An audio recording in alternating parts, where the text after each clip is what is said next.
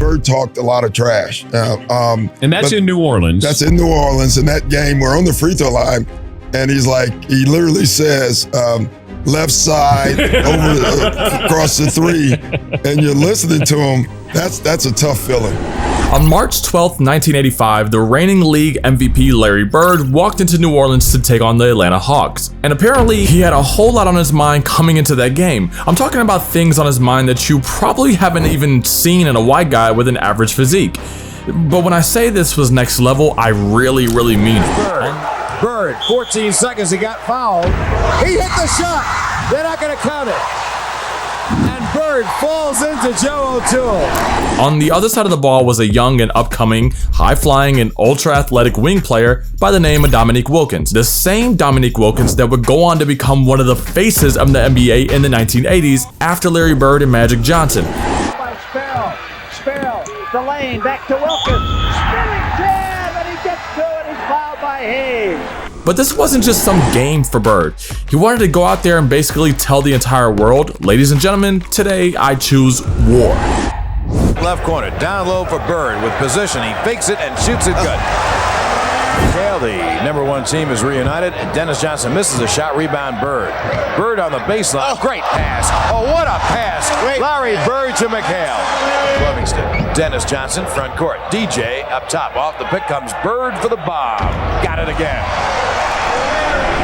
While those highlights looked all-time special, there was something much, much more interesting going on between the lines. There was a moment that, not necessarily the 60 points that happened out on the court, but a moment that would go on to be talked about years and years afterward as one of the most cold-blooded trash-talking moments you'll ever hear in sports history. Doc Rivers, the coach you see now, but a guard for the Atlanta Hawks at the time, said it best when describing what was happening during those very moments Bird was going off for 60, saying, in the trainer's lab coming down the court, which meant it was going to be a three and it's going to be off of these. And then he said, who wants it? And I think Ricky Brown, I'm not for sure who it was, ran out after him. And he shot this high rainbow. It goes in, Ricky bumps into him and accidentally knocks him on our trainer's lap. So it was exactly what he said. It was an accident, but it was almost fate. And they show a shot of our bench. Cliff Livingston and Eddie Johnson are standing up giving each other high fives. It was pretty awesome. He called it. He said rainbow trainer's lap, and he faded away, hit the shot, and fell into our trainer's lap. And Bird falls into Joe O'Toole. Larry Bird. What more can you say?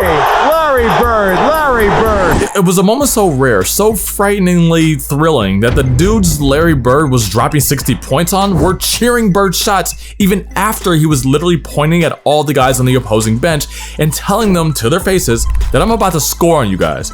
I think it's safe to say that we won't see a more instinctively cold-blooded trash talker ever again in the NBA. But hey, who am I to tell the story how it is, right? I mean, just listen to what Bird's peers, the players before and after him, have to say about his relentless trash-talking habits in the prime of his career. I mean, man, this dude was the baddest white boy to ever lace him up, okay? So let me just shut up. First time Bird ever talked trash to me was my rookie season, my first game I ever played against him. What'd he say? And that was the only thing. I can't even tell you what he said. Clean up the language. What? One of the things, the first thing, I think really the only thing he said to me, I'm guarding him. My first play, he's coming down the court and I'm guarding him. He looks at me, he said, I don't know why they have you guarding me, Holmes. And he shoots the three. Now, I wasn't upset he made the three. I said, but this son of a gun just called me Holmes. The last play, he says to James Worthy, he says, you guys don't have to worry about it. I'm going to go right over to that corner. He said, they're going to set a screen for me. We're taking the ball out. He said, I'm going to curl right over. And he's telling us to play. He's telling us to play before they even take it out. He said, I'm going to go right over to that corner and I'm going to catch it, I'm going to shoot it, and I'm going to tie the game or win the game, whatever the case may be. They take the ball out, and I think it was either Danny or DJ, the late, great DJ. Yeah. Take the ball out, the man curl right to the corner, caught the shot, shot a three, game over. It's like, are you effing kidding me? Bird talked a lot of trash. And that's in New Orleans. That's in New Orleans. In that game, we're on the free throw line, and he literally says, left side across the 3, and you're listening to him, that's a tough feeling. We have a play, out of bounds play, I'm taking it out. And Larry says, I'm going to bust off the play, and I'm just going to come out, and I'm going to shoot a 3. And I'm like, we're down 2. I'm like, no, don't do that. I'm like, let's shoot a 2, please. Go to the hole, try to get fouled. Let's just get into overtime, see if we can't win this game. And Larry says, no, I'm just going to bust a 3 on him. And I'm like, oh, my gosh. So he tells the Phoenix bench, he tells the coaches, yeah, I'm just fixing to bust a 3 on you guys and just go home. I'm tired of this. And he gets the ball, jumps out, busts the play, comes out, gets the ball to the slot, shoots the ball. As the ball's in the air, he kind of turns towards the Phoenix bench and yells, told you so. He stopped running to the locker room. And it went in. And I just started laughing. I was like, oh, man. Playing at the guard, man, on his last leg. Last leg, we're playing him. And he told me, young fella, let me tell you something. I can shoot a jumper anywhere I want to. And he said, you supposed to be a great defender, right? He said, I'm going to make sure I tell you where I'm going to shoot the ball at.